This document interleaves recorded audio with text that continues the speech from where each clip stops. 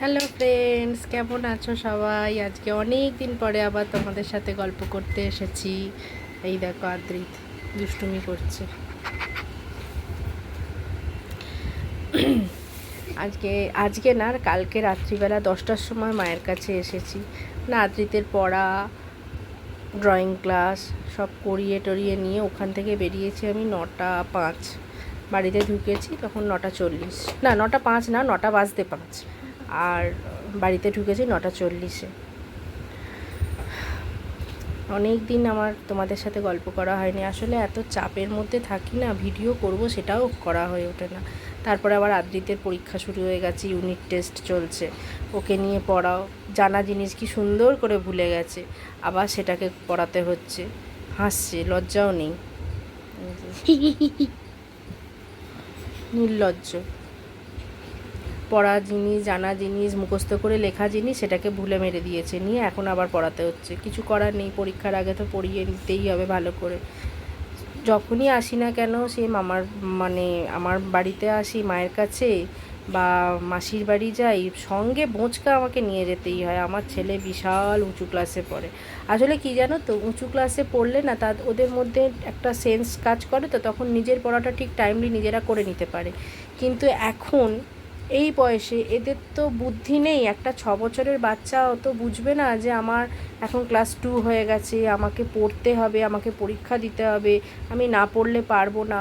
সেই সেন্সটা যেহেতু নেই, তো স্বাভাবিকভাবেই যখনই পড়াটা ঢিলে হয়ে যায় ওদের মাথা থেকে পুরো পড়াটা বেরিয়ে যায়।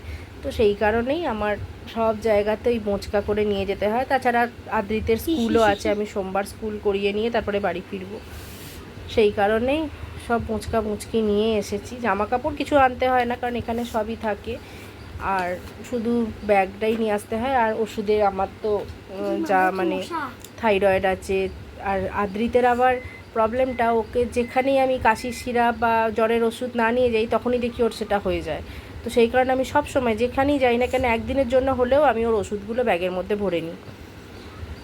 এই হচ্ছে ব্যাপার, এইটুকু আর কি আমার জিনিসপত্র নেওয়া নেওয়া হয়েছে। তোমাদের ওখানে কার কার বাড়ির কাছে বৃষ্টি হচ্ছে জানিও। আমাদের এখানে সকালবেলায় একটু হয়েছিল, মানে ঝিরঝির করে, তারপরে ভালো রোদ উঠেছিল, জামা কাপড় সব মোটামুটি শুকিয়ে গেছে।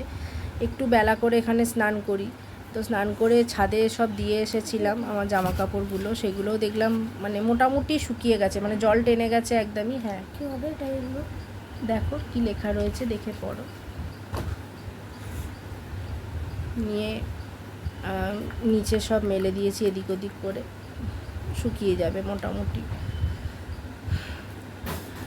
আজকে আদ্রিতদের ব্যাগলেস ডে ছিল, কিন্তু আমি পাঠাতে পারিনি। তার কারণ আমার শরীরটা সকালবেলা একটু খারাপ ছিল। শরীরটা সকালবেলা খারাপ ছিল, ভেবেছিলাম যে ঠিক আছে ড্রয়িং কম্পিটিশান আছে, যাক, মানে স্কুল থেকে আর কি করেনি, এটা ব্লু হাউস, স্কুলের ব্লু হাউস, উঁচু ক্লাসের হাউস সেকশন হয় জানোই। প্রত্যেকটা স্কুলেই আছে house, red house, green house, blue house, yellow house, এগুলো হয়। ওদের ব্লু হাউস থেকে এটা অ্যারেঞ্জ করেছিল, কিন্তু পাঠাতে পারিনি আমি, মানে উঠতে পারিনি।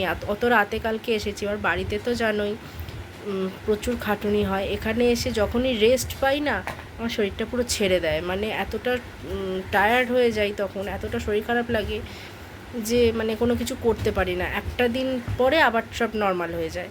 ওই কালকে রাত্রিবেলা এসেছি, এসে মা মুখের সামনে চা ধরেছে, খাবার ধরেছে, ব্যাস।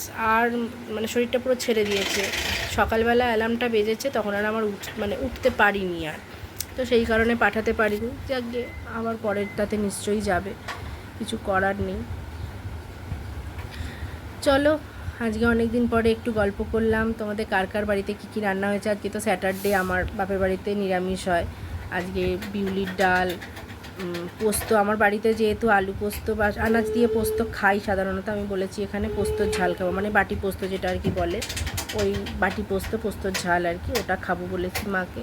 পোস্তর ঝাল আর লাউয়ের তরকারি করেছে নিরামিষ, ওই দিয়ে আজকে ভাত খাবো। চলো কালকে আবার, বা অন্য কোনো দিন, কালকে বলবো না, কারণ আমি কবে তোমাদের সাথে আবার গল্প করতে পারবো নিজেও জানি না। তো সেই কারণে যখন গল্প করবো আবার পরে একটা অন্য কোনো ব্লগে, ততক্ষণের জন্য টাটা।